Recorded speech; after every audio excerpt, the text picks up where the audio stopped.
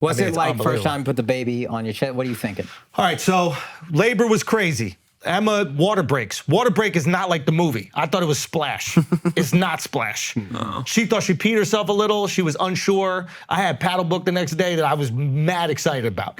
And yeah, you didn't cancel that till way too late, by the way. Super late. Let the record show. Could be a false alarm in his defense. That's what I'm saying. I was like, it might be a pee. We're on the way to the hospital. I'm like, yo, that shit might be a pee still. They might tell us to go home, and I got paddle locked. I didn't cancel paddle till the last minute. Okay?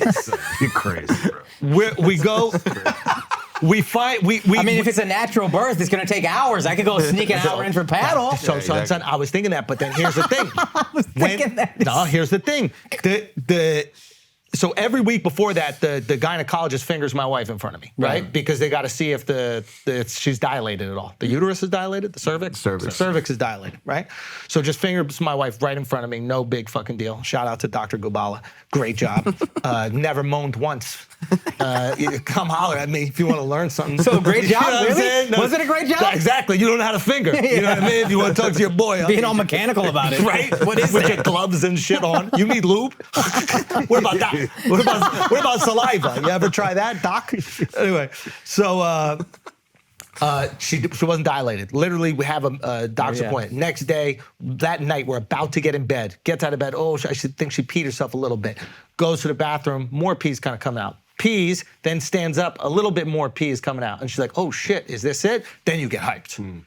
Fuck. Then you're excited. I'm hyped hearing that. Right? You're like, oh my God, it's about to happen. Like, this is great. This is like the movies, the water breaking, but it's little trickles. You're not exactly sure. We clean it up and there's like a little like pink in it. We were calling Alicia, Mark's wife, is a midwife, so she knows like everything about it. She'd like work with my wife about like how she wants the birth to go. My wife had this whole birth plan. I got the birth plan memorized. I got it written down. I'm fucking ready to go, okay? My wife was like, I want to do it natural. Women, it's a big thing for them to do it natural, which is dumb. But they care about it. You know what I mean? I have no reason why. Like, I think it probably they feel like more of a mom or a woman or whatever. It's nonsense, but yeah. Epidural, immediately, it's not even a question. So she wanted to do it natural. She didn't want to take this thing called Pitocin. Pitocin is used to get women to have contractions be more like regulated and then start to really dilate the cervix, right? So you can get it ready. It needs to be at 10 centimeters for the baby to come out. So she didn't want to do that. She wanted to do it natural, et cetera. So this is her birth plan. She's fucking ready to go. Water breaks. Second water breaks, you got to go to the hospital because there's a risk of infection. So you can't like what's called labor at home, like go through the beginning of the contractions and just sit at home. So we go to the hospital. On the way to the hospital, ready, hyped. How'd you get there? You drive? I'm wondering. Nah, Uber. It's fire. Uber to the Do you hospital. tell the Uber driver? Uber Black? Uber Black. Come on. Come on, bro. Of all days. Come on. You're not going to spend an extra $7 on Uber Black, bro. The most important day of your life, bro. It could be a false alarm. Could be a false alarm, son. It could be a false. You know what's crazy? A fucking Hyundai alarm. 2001. You know what's crazy? That morning, I took an Uber Black to paddle. I need to stretch out because my knees are tight. If I don't stretch my legs out in Uber on the way, I'm going to have a tough time with my paddle lesson. My paddle lesson. Exactly. She probably wants a smaller car. She wants a smaller car. No. We probably did Uber XL or some shit like that. anyway, so we get to the hospital, admitted to the hospital, go in this little triage room or whatever like that they call it. They just kind of, figure all the things out. Contractions start a little bit. You hear about these contractions, you're hyped, you know. We did all these like lessons to learn about it. We're like, okay, we're looking for 411, okay? Every 4 minutes for 1 minute for an hour. That's how we know something's good. I don't know what it was, but I remember 411. So that's what I'm looking. I'm timing out these fucking contractions. It's fucking great. It's exciting. Go into another room. She's not dilated yet, right? And they're like, oh, I think we should put you on Pitocin, that thing she didn't want to take, so we can get you to dilate. She's like, all right, it's the first thing I didn't want to do, but fine, we'll do the Pitocin. Problem with the Pitocin, starts those contractions. Contractions get really bad, okay? Okay. Up to Pitocin. Up. They start at like 10. 20 hours later, we're at 30. Fuck. Epidural. 20. Oh no, she was in labor for 24 hours. Fucking unbelievable. 24 hours. Baby's heartbeat starts to drop. Oh fuck. Now, keep in mind, I haven't told anybody who's come out to the live show knows, but it was really difficult for Emma and I to get pregnant. You guys knew about it. I didn't talk about it publicly. I've said it at the stand-up shows. For some reason, I felt more comfortable doing that. It's really what the hour is about, but it's really fucking hard for us to get pregnant. And the entire time, you're just like thinking that it's not gonna work out. So basically for like almost 2 years, I'm just like, something's gonna happen. Because everything that did go wrong went wrong for us. And so even up to this date, I'm like, fuck, is this when it's gonna go wrong? You're like waiting, everything feels right, the water broke, it's like out of a movie, this is great, and then all of a sudden you're there, and she's not contracting, or the contractions aren't lining up, and then she's not dilating, you're like, fuck. They put her on the Pitocin, they keep on upping it, she's still not dilating. Then baby's heartbeat drops, the nurses kind of run in, they're like, hey, can you move to your side? We just wanna make sure something's okay, or move to your back. Move to her back, heartbeat comes back. Again, baby's heartbeat drops. We're like, what the fuck is going on? Doctor finally comes in and goes, okay, we're gonna do a C-section, you know? And so Emma's like heartbroken, right? Because she's like, I worked so fucking hard. I wanted this birth to go this one specific way, and it didn't. She's like, I'm working out every single day. I was like preparing my body for this journey it was about to go on, and then it didn't happen. And she's upset because she's like, I didn't want to take Pitocin. You know, she's like, I didn't want to get an epidural. She like didn't want to do all these things. Nothing going according to plan. Nothing at all, right? For the most important day of her life. Exactly. And in that moment, you're like, you want to get her. But listen, we're here for a baby. However we get the baby, that's the success. We're not here for the birth plan. The birth plan is a nice way to go about it, but that's not the success here. It's happy, healthy baby, lock in because we still got time, you know what I mean? And this is 24 hours, no sleep. You try to sleep, contraction kicks in every 5 or 6 minutes. She wakes up, you wake up with her screaming. You're like, is everything okay? You know what I mean? You're just fucking terrified. It's fast. Take you into this room, surgery room is set up. There's this makeshift bib curtain. It's not really a curtain, it's like a bib that kind of blocks her off from here. Now keep in mind, Emma hasn't eaten anything for 24 hours because you can't eat when you're on the drugs. And now they're pumping her full of drugs so that she can be, you know, further numbed because they're about to do real surgery, right? So she's on her back, she just starts yakking. So taking for like a little throw-up bowl. She's throwing up into this thing, trying to, you know, keep it all together. I'm kind of next to her. I'm talking to her. I'm terrified. And all of a sudden, they start doing the cutting. What are you trying to say to her in this moment? You're just like, I'll tell you love exactly. you so fucking much. Working out a few bits or something like that? I was working material. No, I'll tell you exactly. I was It'd be great for the new hour. I was... It'll pay off, baby. MSG, just wait. Sorry. So I was basically, I was just telling her about great just times we had on vacation. Like it was just imagining those moments where we were really kind of in love, and it was just things that we really enjoyed. And you know, remember when we were doing this? And I'm just saying, keep in mind, she's numb. She can't feel anything. She can just feel her body being pulled in different directions. And I'm next to her, and there's this bib right here, and literally I'm just talking to her as this is happening. Her body's going like this. Because they're just tearing away. It's a mindfuck. And then trying to pull the baby out. Now, keep in mind, we were watching this show, True Detective, and in one of the episodes of True Detective, it's taking place in Alaska. I won't take too much time, but like there's these babies that are born stillborn. So the baby comes out, and you're waiting for the baby to cry, but you don't hear the baby cry. So Em and I just saw this episode, and she's like, I can't watch the rest of this. It's too scary. Remember, everything that could go wrong has gone wrong for us. So there's no reason for us to believe that anything's gonna work out. Okay? Fucking, I'm telling her this story, and all of a sudden she goes, and Emma's like, hey, I don't hear crying. Is everything okay? And I don't hear crying either. And I'm just waiting for crying. And you're just hearing the doctors go, and then you hear the doctors go, there's a lot of blood, there's a lot of blood. And I'm like, oh my God, is Emma gonna be, like, it's not just the baby gonna be okay. Is Emma gonna be okay? She's been on this Pitocin, which induces hemorrhaging in a lot of women after the birth.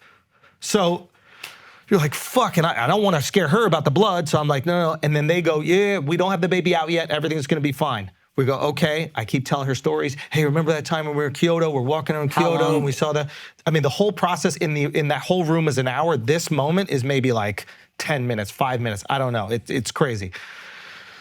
Hey, remember when we were in the pyramids? We were walking on the pyramids. She's like, yeah, I remember we were in the pyramids. And she keeps telling, yeah, tell me another story. Tell me something. And you're just like this. And all of a sudden, there's like a pretty violent pull on her.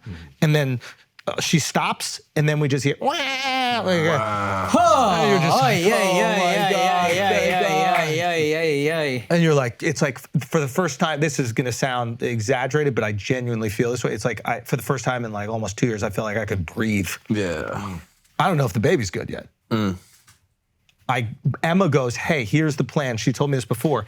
If we have to do C-section, I want you to be with the baby immediately, and you do like chest on chest, like skin on skin contact, which apparently is good. Go be with the baby, make sure everything's okay when they're measured. Do not leave the baby. I go, okay.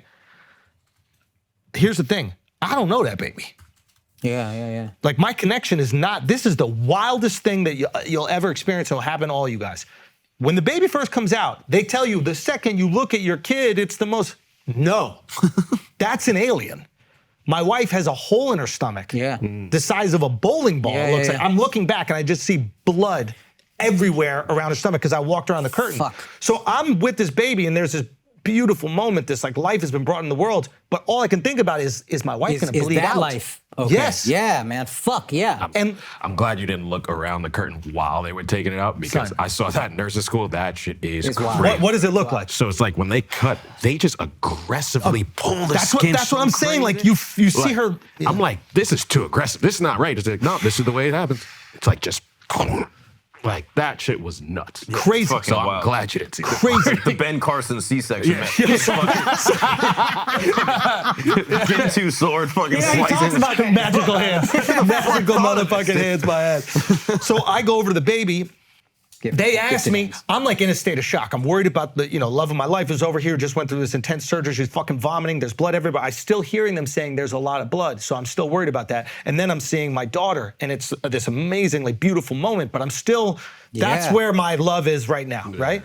And I mean, the daughter's there, and I'm like, can I say, the daughter holds my fucking hand. It's amazing. You're getting emotional. You're crying. You cry at the second you hear her cry, you start to cry. And they asked me if I want to cut the umbilical cord. And I go, no, you do. Like, I don't know that I'm it's not trying to fuck it's this up. ceremonial. You know what I mean? It's already been cut. But I'm like, the umbilical cord is where she gets the blood and the oxygen and the food and all that shit. I'm like, no, I never cut an umbilical cord before. Yeah. And then the lady goes, no, it's already been cut. It's like a ceremonial, is that the term? Yeah, ceremonial. Ceremonial thing, whatever. symbolic thing or something? Symbolic, whatever. Mister, I can do brain surgery. over here. So I cut that shit. I cut that little calamari, bro. It was, yeah. Anyway, and then fuck, man, and then I get the baby. The baby's on my chest. It's amazing. I go back to check on Emma. No, sorry. I go back and check on Emma. She's like kind of delusional. She's like, go back and check on the baby again. Yeah, I'm like, okay. Yeah. Get the baby, and then immediately we bring the baby and we put it on Emma's chest. It was really important to her that she had this like skin on skin time. Yeah. Immediately. Apparently it's important for the baby too. So she hasn't eaten anything in over a fucking day. She's been pumped up for drugs with empty stomach, throwing up and everything. And she like, bro, this was awesome to see. Like it's awesome when you see somebody give everything they've got, Yeah. like locks in. She goes, Like oh. primally. Primal, like Yeah. where the gas tank's empty and then there's a new gas tank. Yeah. And a lot of us don't even realize that gas tank even exists. It only exists for this one purpose Bro. in the entire universe. Locks in, baby here, kissing, hugging, blah, blah, blah. Then I take her, knocks out. Wow. They move her to a different room to have skin on skin. Comes back, locks in, skin on skin, baby latches, gives the baby the first feed, literally sucks the last bit of life out of Emma, knocks out. Emma goes, before she passes out, she's like, hey, I don't fall asleep. I have to sleep. Don't fall asleep. Just keep an eye on the baby. I go, okay. I go, I could do that. Baby's in there. This is the weird thing that happens. Remember I said that you don't have the connection with the baby initially? Yeah.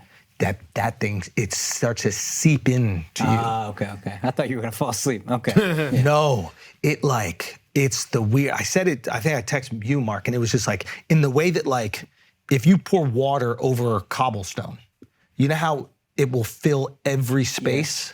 That's what the love for the kid feels like. It just starts to seep in, and then this weird like protective instinct comes in. And like, I didn't go at it with this doctor, but like a new doctor came in from another floor. and was like, hey, I'm here to check on the baby. And I was like, can I see some ID or something? Like, in my brain, I jumped to the conclusion that she was gonna steal the baby. So I didn't let her in. And I went and I asked the guy who managed the floor, and I was like, do you know this bitch? That's valid. That's Do you fucking know valid. this fucking bitch? G's up, dude. No. G's up. And I love knew that. how irrational and insane I was being. Do it. But it's weird how it kind of. Kev on stage said a thing that I think will apply in reference to this story. He asked his dad, when do you stop worrying about your kid? And he goes, never. The worries just change. Yeah. So that's just a sign that, like, you're gonna be a great father, and then this is just kind of the worry is. Oh the worry. my God. But then, and then she did work there. And yeah. She could have not. She could have not. Was it awkward? Like when she came in, were you like, yeah, just not taking any chances? No, I was totally fine with it. I had nothing to explain to you. You I get felt it. zero. I was like, Yeah. this is a good concerned father. You should like me. Yeah. You should want people checking you. Yeah, 1000%. Random women shouldn't be able to walk up to your baby wearing a different color uniform. I guess another floor got a It's different not a color. fucking MacBook I'm watching. It's a child. It's a big deal. That makes sense. If it's a different color uniform, Y'all I thought gotta it's color like coordinate. same white coat as everybody else. She has the name tag here, and he's asking her, "Do you work here?" Like Like, a costume shop. She had dark blue. That's the other thing. You could get these costumes anywhere. They're not like administered by the Subway hospital. ads. Like Fig, I could buy some scrubs. I'm looking at her shoes. Right, she didn't have the same. They all wear these like Calzeros or something like Yeah, that. They're like yeah. they're a version of a Croc, but it's a different type. It's a fancier Croc. This bitch coming in with New Balance. I'm like, hold on. Yeah, She's ready to Hold run. on. Ready to run, Hold bro. on, exactly. She ready to run with my motherfucking baby, long distance. I'm like, not my baby. Well, you should know you can keep playing Prize Picks even though football season's ended, and that's what we talk about the most. Basketball season, super fun. March Madness, super fun. And if you use the promo code Schulz, Prize Picks will match your initial deposit up to $100. That means you put in $100, they give you $100 for free. You got nothing to lose.